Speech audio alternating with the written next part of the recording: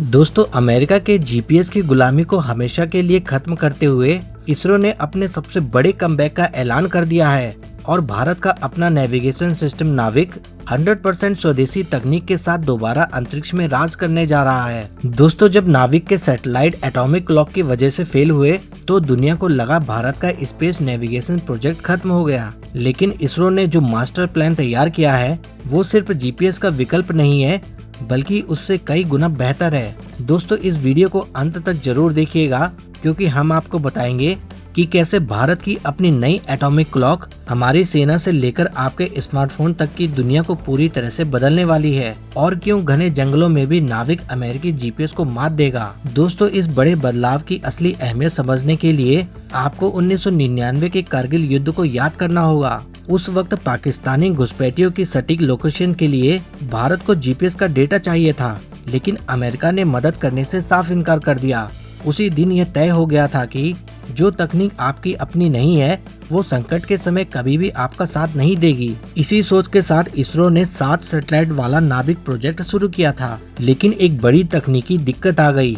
इन satellites में जो विदेशी रुबिडियम एटॉमिक घड़ियां लगी थी वो समय से पहले ही फेल होने लगी।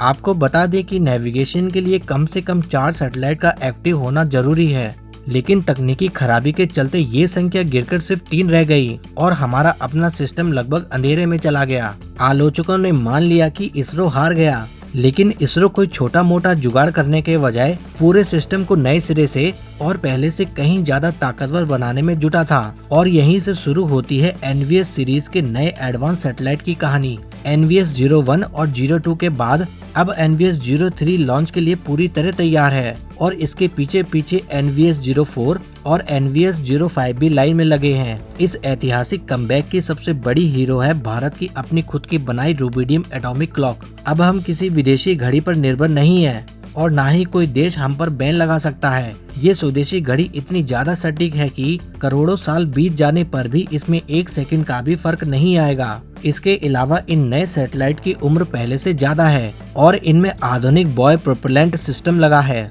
जो इन्हें अंतरिक्ष में अपनी जगह पर मजबूती से टिकाए रखेगा। दोस्तों, अब एक बड़ा सवाल उठता है कि जब हमारे फोन में पहले से जीपीएस मौजूद है तो करोड़ों रुपए खर्च करके नाविक की क्या जरूरत है। इसके 2 सबसे बड़े कारण हैं। पहला है हमारी रणनीतिक संप्रभुता।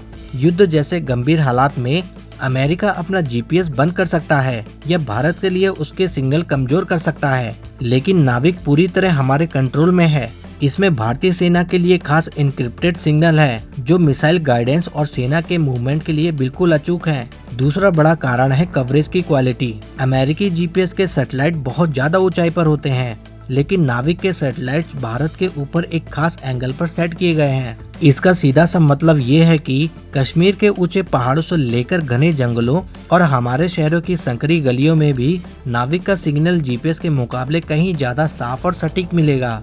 दोस्तों, नाविक का फायदा सिर्फ सेना तक सीमित नहीं रहने वाला। भारतीय रेलवे का कवच सिस्टम इसी नाविक का इस्तेमाल करके ट्रेनों को टक्कर से बचाएगा। देश के पावर ग्रिड को एक साथ चलाने और यहाँ तक कि आपके ऑनलाइन बैंकिंग ट्रांजैक्शन की एकदम सटीक टाइमिंग भी अब नाविक ही तय करेगा। वो दिन दूर नहीं जब भारत में बिकने वाले हर स्मार्टफोन में नाविक चिपसेट का होना अनिवार्य हो जाएगा, जिससे आम आदमी को सीधा स्वदेशी नेविगेशन मिलेगा। श्रीहरिकोटा से होने वाला नाविक का हर नया लॉन्च सिर्फ एक सैटेलाइट नहीं बल्कि दुनिया को एक संदेश है कि भारत अब किसी का मोहताज नहीं है। दोस्तों, अब अंत में आपसे एक सवाल, इस पूरी खबर पर आप क्या सोचते हैं?